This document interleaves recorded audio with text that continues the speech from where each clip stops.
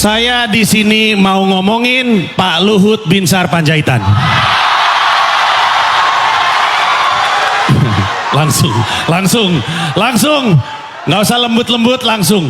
Saya kasih tahu konteksnya. Kenapa saya pengen ngomongin Pak Luhut Binsar Panjaitan. Sebenarnya ini adalah pesan untuk semua capres. Entah karena masih di ruangan ini, masih di gedung ini, atau nonton lewat streaming.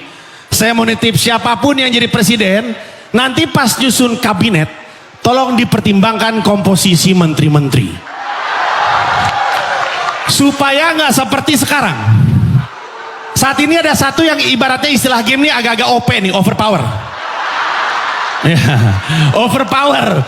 Satu agak berlebihan, yang satu biasa-biasa aja. Ini ibarat kesebelasan, ada kesebelasan. Satu Lionel Messi, sisanya Atep.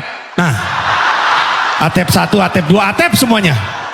Bagus, Atep bagus, tapi Lionel Messi kejauhan.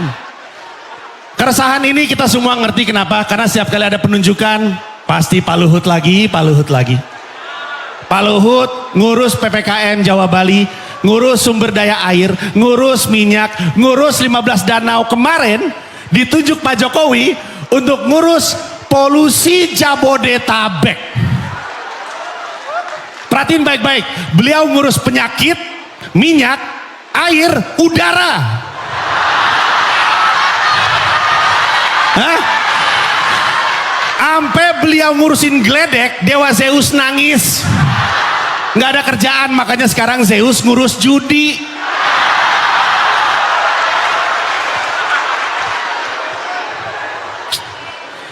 Dan setiap kali kita ngomongin keresahan, kenapa Pak Luhut lagi, selalu ada suara-suara yang bilang, loh nggak apa-apa dong, kan beliau kerjanya bagus, kan beliau bisa diandalkan, kan kalau beliau yang ngurus beres.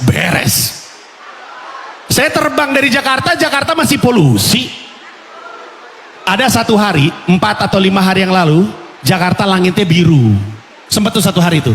Terus akun-akun dengan angka keriting di belakang langsung bilang, terima kasih Opung, terima kasih Pak Luhut terbaik, Pak Luhut beres. Besoknya sampai sekarang polusi hilang tuh akun-akun. Ternyata sebuah layanan bernama pokoknya jangan sebut merek, tapi sebuah layanan udara bilang bahwa ketika langit biru faktor penentunya adalah angin. Biru gara-gara angin, bukan karena Pak Luhut. Kecuali Pak Jokowi nunjuk Pak Luhut untuk ngurus angin, nah itu beda lagi. Pak Jokowi bilang, Pak Luhut tolong ngurus angin, siap. Ternyata pawang. Nggak mungkin, nggak ada pawang Batak, tidak ada. Emang nggak ada, nggak mungkin.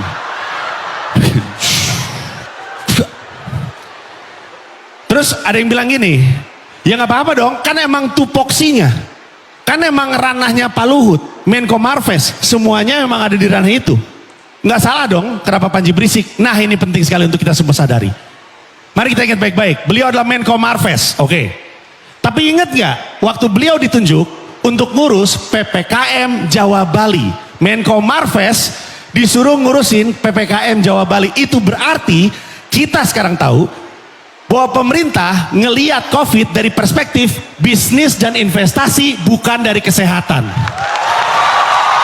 Yang disuruh Menko Marves, berarti yang dikhawatirkan adalah ekonomi, bukan nyawa. Uang memang penting, tapi kan kita perlu hidup ya. Saya kena COVID 3 kali loh. Kena 4 kali mati saya. Yang stand up siapa? Ntar yang di sini Aldi Taher. Wow, capek.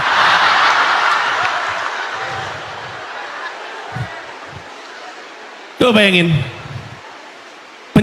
Bukan pos, penempatan pos ini loh kita bingung loh. Kok kita kan lagi ngomongin kesehatan, kan COVID, PPKM Jawa Bali, kita ngomongin penyakit. Kenapa yang ngurus Menko Marves? Tapi ini bukan cuman ada di satu menteri aja. Kita tahu kemarin KLHK, Kementerian Lingkungan Hidup, itu bikin pernyataan. Ketika polusi Jabodetabek lagi rame-ramenya, katanya sudah waktunya kita beralih pakai mobil listrik. Hubungannya apa? Kementerian Lingkungan Hidup nyuruh kita beli mobil listrik. Hubungannya apa mobil listrik sama solusi masalah? Untuk yang nggak tahu, ini ibaratnya Jakarta. Semua riset tahu bahwa di sebelah sana ada PLTU batubara, ada pabrik dan segala macamnya. Itu polusinya masuk ke Jakarta. Dari situ, dari PLTU Batu Baru, bukan dari Jakarta. Untuk yang nggak ngerti, gini konteksnya. Misalnya kita lagi rapat. Ada meja panjang, sebelah sana ada yang kentut. Kentutnya nyampe tengah. Kita bilang, bos, bawa kentut. Bosnya bilang, makanya beli mobil listrik. Hubungannya apa? Gak ada hubungannya. Selesai ini tuh yang kentut.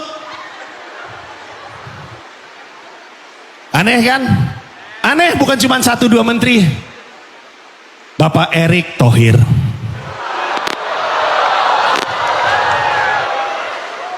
Pak Erick Thohir ini lucu ya. Jadi ketua PSSI, seakan-akan kerjaannya di BUMN itu udah selesai, udah beres. Pak Erick Thohir bocah aja tahu, selesaiin dulu PR-nya baru main bola.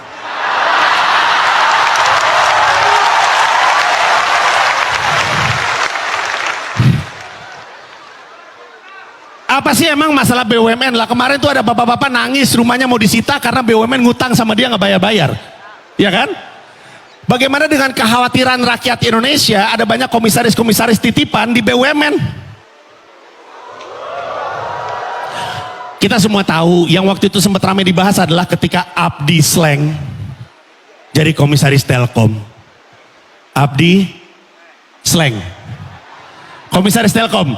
Kalau kita baca berita, sekarang disebutnya udah bukan Abdi Sleng. Di berita-berita disebutnya Abdi Telkom, gokil. Abdi Telkom, Abdi Telkom. Sekarang kalau ketemu Abdi Sleng, nggak nengok dia. Abdi Sleng, Abdi Sleng. Panggil Abdi Telkom, Abdi Telkom, saya itu, gitu. Itu saya. Kita bingung kan? Saya banyak dibantu sama Abdi, Abdi banyak saya bantu. Kita tahu kemampuan masing-masing. Saya aja bingung kenapa jadi komisaris Telkom.